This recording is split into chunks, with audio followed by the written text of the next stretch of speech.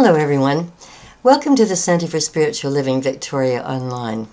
And if this is your first time with us today, my name is Carrie Hunter and I'm the Spiritual Director of the Center. If you happen to live in the Victoria area and you'd like to drop in to see us in person on Sundays, we meet in the Cook Street Village Activity Center at 380 Cook Street in Victoria. And we'd be delighted to see you there. We have a meditation at 10:30 in the morning, and then at 11 o'clock we have our regular service. And we're observing all of the necessary protocols right now that are in place for the pandemic, so I want you to know that you'll be in a safe place. Today I'm continuing my series on Alan Cohen's book, I Had It All the Time. And I have lifted a title from his book today, which is called There Ain't No Future in the Past. And I'm not actually working with the material from that book today, but the title inspired me, so I did want to use it. And I'm going to do something a little bit different today. I don't usually start a service with a meditation, but today I really want to, because there's an opportunity here at this time when we have more time on our hands to really be introspective and to go within and to see if we need to make some changes in our lives. And we need to be able to identify those things. And the way that I like to do that is by looking at what my story is that I have created about my life. And then to see if there's anything in it that needs to be changed. So I'm inviting you to do that today. And I'd like to invite you to just close your eyes and just breathe easily and gently and normally. And with every breath that you take in, just feel your body relax. And just go deeper and deeper with your breathing. Every breath that comes in goes deeper. And as you exhale, you feel your body relaxing into your chair. Just going into a state of openness, open mind and open heart. Allowing your breathing to guide you to that divine presence that is in your heart center, that place where you have perfect knowing of all that is. And we're going to start with story time. And I'd like you to just follow along with this and think about these words as we go forward.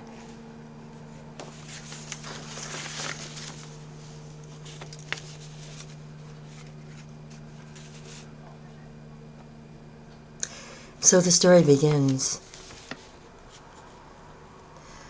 Long ago and far away, there was nothing but light. It was pure and perfect. It was complete love, unconditional love. It was spirit, God, whatever it is that you want to call it. It was all that is. It was you, and it was me. And there we all were, divinely perfect.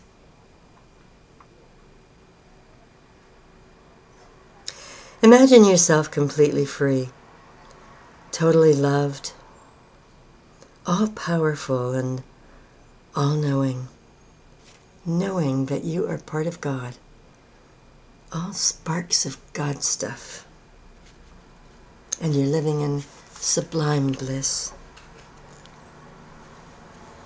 And then you make the decision as a spiritual being to have a human experience. And so you take that beautiful soul that you are and compress it down into the body of a tiny baby. And you come out screaming, and no wonder. Here you are, a little body that is totally dependent upon others for life. You can't even express yourself for many months except for that cry of birth, and that takes on various levels of sound and urgency depending upon your needs. And so your earth story has begun. Hopefully you have parents to love and protect you, and they will do for you the best they can according to what they've learned. You know you're a divine spark of God stuff. You remember that you came from the light and that you're one with the universe. You are spirit having a human experience. I say that every week. You are spirit having a human experience. Your parents, however, have likely forgotten. You learn to talk. You discover what makes others respond to you in positive and in negative ways. And what you don't know is that you're like a computer. You arrive perfectly programmed with all the knowledge that you'll ever need in your life. But at some point, when you're very young, your antiviral program no longer works. It doesn't get renewed. And the computer gets corrupted with human thoughts and ideas. That information comes from parents and siblings and friends and teachers, from people you hardly know. It's being input all the time, and it becomes the basis for your consciousness. Early on, it's all mixed up with God stuff. But bit by bit, you begin to forget about God. You lose or you misplace the truth about who you really are. And you've had time to begin to create stories about yourself. So what's your story? Is it a drama, a rom-com, an adventure, a comedy, a mixture of these things? Hopefully not a horror story. Your stories are formed by the opinions that you have about yourself based on what you've been told by others and what you've come to believe about yourself. That's the way life is for most of us. Along the way, we lose sight of the fact that we're connected to the divine. If we have any religious training at all, it's more than likely we came to see God as living somewhere up there in the sky, and in our minds, He may be a harsh and punishing man, someone who takes sides in wars and who determines who gets hired for the job and who has material wealth and who wins the Super Bowl. As you look at your story, are you intelligent, beautiful, kind, generous, strong, capable, lovable, someone who is programmed for success? Again, what's your story? Take a moment now in the silence and ask yourself, what do you repeat to yourself over and over again about who you are, about what you do, about the kind of person that you are? Just take a few seconds here and let that image start to take place in your mind.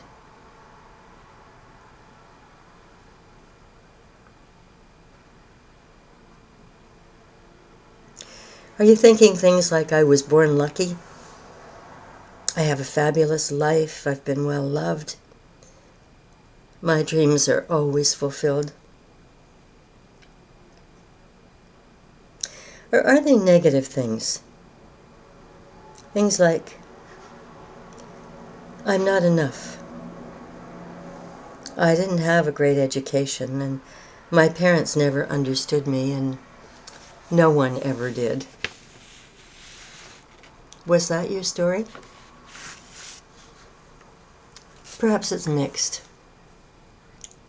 Mixed from things that you have learned along the way, from experiences that you've had, that you would call good or call bad. So I invite you now to open your eyes and to just be consciously aware of what it is that has been coming up for you. And I want you to think on this. Ernest Holmes, the founder of this faith, said, "Principle has no precedent." And Thomas Troward, who was a great influence on his life, on Ernest Holmes' life, said, "Conditions have no precedent." What does that mean? That means that absolutely nothing in your past has anything to do with what your future needs to be. You know, we can blame all kinds of things on our mothers, our fathers, our siblings, our friends, relatives. But the thing is, there is no precedent for those things to continue in your life, because right here in this moment, you get to make a choice. You get to choose again about precisely what it is that you want your life to look like. And so you can release what is past. Absolutely release it. Do not allow those negative thoughts to come back again. Make a new choice, or, as some people say, create a new video about your life, about the way that you want it to look tomorrow and a year from now, 5 years from now, 20 years from now. How do you want your life to look? And then start living it that way. Start having thoughts that will take you there, because it's your thoughts that create your reality. And it's so important to remember this.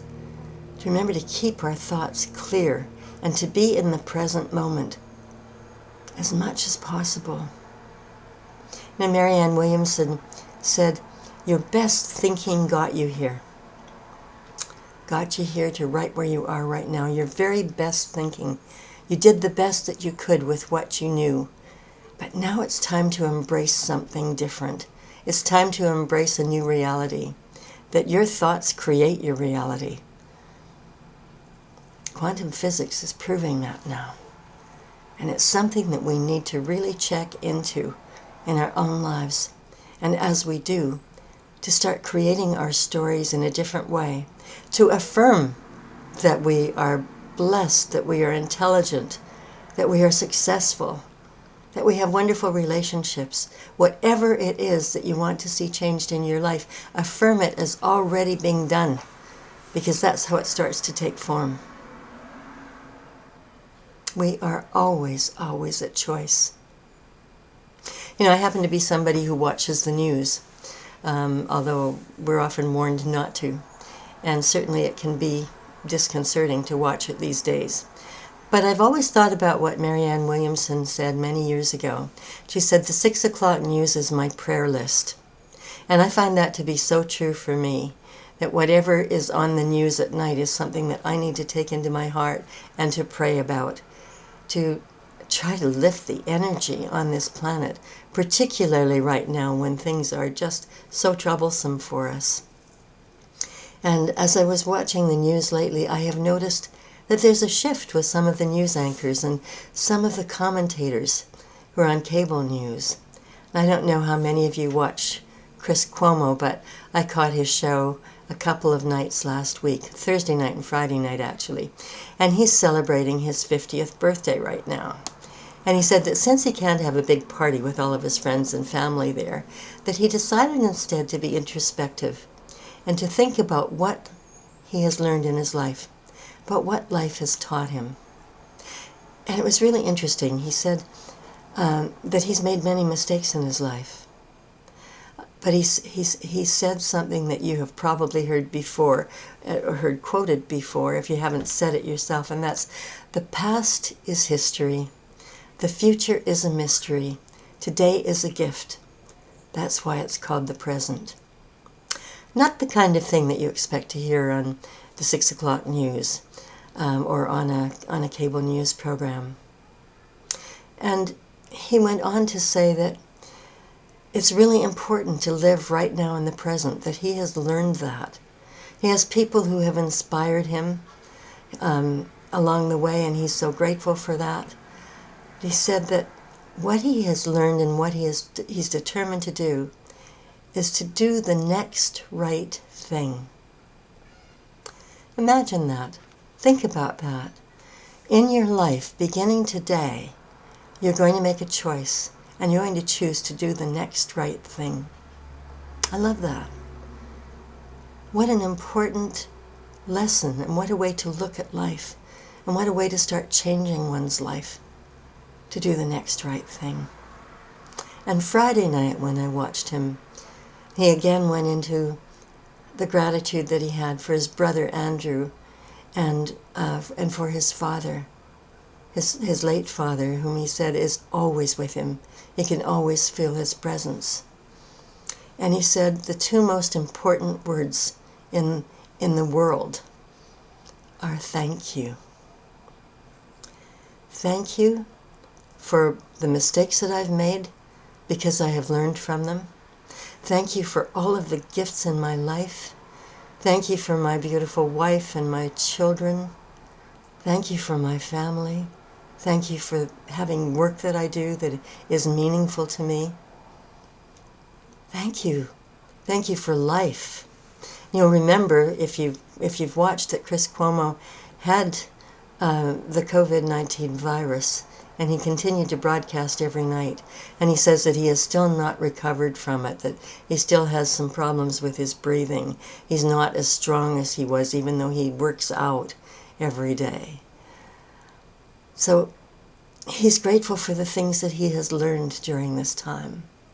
And I think that we need to be looking at the things that we have learned during this time. You know, that we have the gift of the presence right now. We can start looking at the things that we would like to do. Where has the pandemic taken you in your thoughts? What have you done? What have you accomplished because you've had more time? Or has it just seemed life just goes on and there isn't anything new that is happening? It's really an important time in our lives, and I'd like to read to you a quote that Toni Morrison wrote, the wonderful, wonderful author. I'm sure that many of you have read her work. And she said, "This is precisely the time when artists go to work. There's no time for despair, and there's no time for self-pity. There's no need for silence. There's no room for fear. We speak, we write, we do language. That's how civilizations heal." It's so important. Let us continue to do the things that we do that are creative. Let us continue to use our minds to create. Let's not just go to sleep during this time. There's an opportunity here with this time that we have, and it doesn't have to be writing, it doesn't have to be something that is that creative, but what are the things that you always wanted to do? What are the things that are on your to-do list for someday that you can make for today, that you could start today? I haven't been very good at this. Mind you, I have been working through the pandemic. But at the same time, I have a list of things that I want to do with my life. And I realized, as I was working on this talk for today, that I didn't do anything differently. And if I want things to change, then I have to do something different today from the way that I've always done it. Or else tomorrow is going to look exactly the same. And the future is going to look exactly the same. 5 years from now, nothing will change. And so if I want my life to change, if I want to be a happier person, if I want to be more fulfilled, then I need to take that action, do something today that's going to make a difference. And it's a wonderful time to look at those who inspire us and to take a lesson from those who inspire us, as Chris Cuomo was talking about when he spoke of his brother and his late father. And this past week, I don't know if you saw the documentary, but if you haven't, I really encourage you to stream it on your computer or to see it in a theater if you feel like going to a theater again. And it's Good Trouble. It's not the complete biography of the amazing Congressman John Lewis, but it chronicles his work with the civil rights movement in the United States. And I found myself weeping through parts of it. This extraordinary man who passed away in the last few weeks and who was given a funeral that is usually only granted to U.S. presidents. He was a congressman for many years, and he was called the conscious, he was called the conscience of Congress. An extraordinary title for an extraordinary man. And as I watched the documentary and watched the march from Selma as he walked with Martin Luther King. He was a young man walking with Martin Luther King to get to Montgomery, and of course greeted by protesters who were very violent, and his skull was cracked open as somebody hit him. He was beaten. Many others were beaten as well, and he was in hospital. He was imprisoned 45 times during his lifetime for civil disobedience. He was beaten in prison. But he never once lost his faith in God. He never once lost his love for humanity. And I was incredibly moved at one point in the film where, as he was older, a young man asked him, "What do we do when we're protesting, when we're marching, and we start to get beaten up?" And he said, "Try to make eye contact with the person who's beating you and send that person love and forgiveness." Imagine having that awareness of life, that awareness of God, that awareness of goodness, and being able to be in that place during the worst of times. And he always was, he consistently was in that place. He didn't criticize others. He was always in a place of love, in a place of forgiveness. When life seems too difficult these days, I think about John Lewis, and I think if he can be like that, then I have absolutely no right to complain about anything in my life. Not anything. I can rise above everything. I can make the next right choice along the way. And I also thought about Nelson Mandela. You know, the 27 years that he was in prison. He was waterboarded. He was tortured. And when he left prison, he became the president of South Africa. Think about it. And then he began the Truth and Reconciliation Commission to forgive those who had fostered apartheid. And when he was asked how he survived his time in prison, he said, "I wasn't surviving. I was planning my future." Again, under horrific circumstances, I was planning my future. So let's change our stories if our stories have brought us to a negative place. If we're not happy about where we are in our lives right now, let us change our stories. Let us choose the next right thing. Let us know that it is possible to have a completely different life from what we have now. We simply need to release the past because there ain't no future in the past. You know, Emerson said, "Get your bloated nothingness out of the way." You know, we have all of this drama going on in our lives a lot of the time, and it doesn't serve us in any way at all. Let our futures begin right in this moment with new thoughts, with positive thoughts, with creative thoughts. And let us follow through with the things that are on our to-do list. And let us choose to be happy. Choose joy, choose love, choose forgiveness, choose compassion. Choose to make this a better world. as Chris Cuomo ended on Friday night, I want to do all I can to make the world a better place. I'm inspired when I hear hard-nosed newsmen speaking this kind of language on the air. Times they are a-changing. Let us be part of the change for the better. Let us be the beings of light that we were born to be. Let beacons of light dissolve our past. Let that beacon of light is God itself, all-powerful, ever-present, all-knowing. It's within us, right here, right now. We can tap into that knowledge if we but continue to go into the silence and to connect with that divine presence. Each day, absolutely every day, is a new day. A new day to be in the present. A new day to invent our personal futures. Because that's the way it works. I am so grateful. I'm so grateful for all of the good in my life, and so grateful for this reinforcement of how to create even more good by doing the next right thing. And so it is. Thank you for being with us today.